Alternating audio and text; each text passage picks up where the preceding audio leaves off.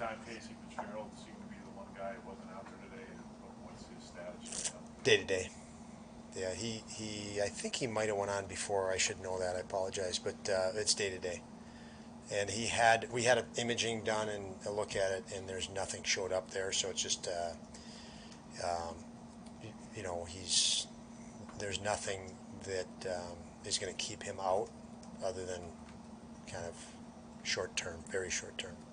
What was it like to have one group and have much more of a realistic look at your team? Yeah, as part of the process, it was great to have all of the other guys in, for the last however many days, and get a look at so many talented young guys and what's going to happen in Rochester, and have the coaches here, knowing that at some point you're going to move on and really start getting ready for, the opening of the season. And today was that day, and that's exciting, knowing the season's coming. The meeting this morning was much different than meetings that we've had prior in training camp, and the practice focus and intensity was different as well. So in line combinations, now we're starting to look at, okay, these combinations we have here are in hopes that we don't want to tweak things around much at this point. We know we can, but we'd like to see the groups that were out here get, the next few days of practice and games together for the most part. And you'll see that as we move into the last two games. As far as Peyton goes, I mean, you can play center and wing, but you've said with other guys that it really doesn't matter. It's the same Yeah, approach it is. It's important for certain guys that can play center, I guess, in this case, because if you look at all our guys that can play center, there's more than four. And for those guys to be able to get reps and play the wing position. So Casey, Krebs, Zemgus, Aspie, these are guys that can play center. We want them to get more reps on the wing too. So when we shift and move things around, we have a team that's more adaptable. So as we settle in, Casey got a lot of reps, Middlestead on the wing. Early, that was a little bit by design, knowing that I was going to shift him at some point, or, probably a good chance that I was going to shift him at some point to center. I wanted to get him reps on the wing while I could, if that makes sense. So, yeah, where we're at now is, how we would like to progress into the early season, based on everything we've watched. And 6, 7, 8 guys who go both ways. How important is it for all of them to work on draws, given that that's an area you guys need to improve on? it's a big area. It's an area that we really do need to improve on, and they know, because we talked to them last year at the end of the season about that. If you want more ice time and more opportunity, win more faceoffs if you're a centerman, because we're going to put you out there in the overtime faceoff and defensive zone faceoffs, and power play, even a power play faceoff. Those are situations that winning the draw is a significant advantage, an increased opportunity. So if one guy can separate himself from the other, we're going to use him. Coach, has Craig Anderson expressed a preference to you whether he would rather participate in tomorrow's preseason game or wait until the final one to get ready for the year? He has not to me, but that is something that Mike Bales and he communicate quite a bit, and Mike has a really good feel for it. Obviously, Mike played the position and played in the National Hockey League, and is pretty darn good with these guys.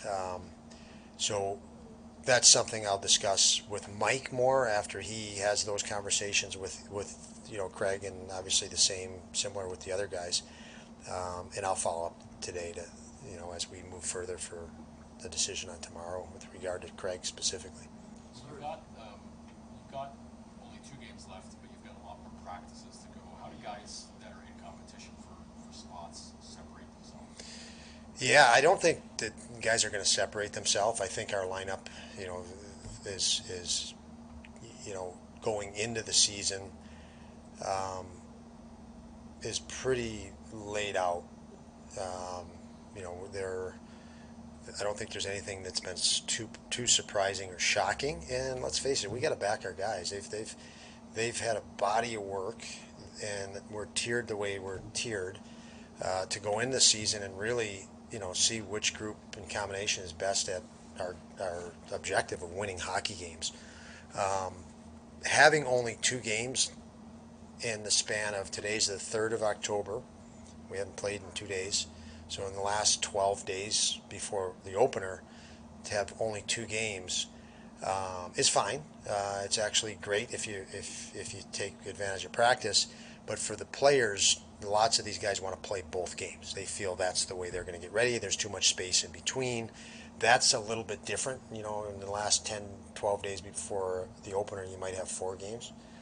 There's only 2. So you're going to see, pretty close to our lineup just because these guys want the game reps and there's enough rest in between to still be ready for the opener. What have you seen from Jack Quinn, out there with Puck in the middle stuff? Yeah, what I saw today was a player, Quinn even more confident than he was yesterday. I think that when you pare down now to one group, obviously it's the group that's more experienced and talented and combination of the two. And now the really talented guys, young guys such as Peterka and Quinn that haven't experienced this, and Owen would be another one, and all of a sudden this pace elevates. They've never played at a pace like this consistently. You're going to see them acclimate really fast because it's the first time they've ever experienced such a pace, such experience, and their confidence, if you play it right, you want their confidence to grow through that too. And Jack, I think, has looked better as camp has progressed, and I thought today was even better than he's shown me to this point in camp. So that's exciting for me. Do you think JJ's pressing a little bit? I wouldn't think it would be unnatural if he is. And I think, pressing, I would think he probably is going to press. I mean, he's taking in so much information that he's never had. That I don't know if pressing would be the way, but conscious. He might be more conscious than he normally is. And we want to get him playing on instinct, but obviously, before he can do that and get more rope, he has to learn to make sure what areas am I really responsible for. So I think he's more aware of that, knowing, he had to learn a lot of that in Rochester last year and stop and pay attention to details that he never had to at previous levels. And he went through that process there. I think he's very aware that he's going to have to go through that process now at this level. Even in the one game, I think he had 1 game experience last year, it didn't go so well. Is that what he had, 1 game? 2? Okay. Yeah, it didn't go as well as he'd like it to go, right? You can't get to your skill until you take care of your responsibility. And he's a player that is learning and learned a lot last year about, what am I responsible for when I'm on this ice? Because you can end up -1 in this league a hell of a lot faster than you're going to end up +1. And it's just the way it is. And so I think if that fits to what you're watching, it makes sense to me as well. As far as Peyton goes, he seemed to reach another level maybe around February, March. Just what happened at that time? Was it as simple as comfort and whatever? Krebsy, we're talking? Yeah, he's another guy because he's so young. He's just growing and growing every day, and he has been a prolific scorer and playmaker, much like JJ that we're talking about, much like Quinner, and again, you enter this level of play. It's the highest level in the world, and these guys are so used to being +1 by making a play and scoring a goal that they could outscore their mistakes or recover their mistakes, and you can't at this level like you could at another level. And so I think Peyton has become much more acclimated to the league and to that element of the league, and then much more comfortable with how we operate around here. I really saw him get day by day more comfortable with us as coaches and more comfortable with us as an organization and how we operate. And that's what we want. We want him to have that calm. Sometimes you come in and players are feeling they got to prove themselves, and we don't need a guy to prove himself. We know what these guys are, and we just want him to find a way to start to keep excelling and getting better.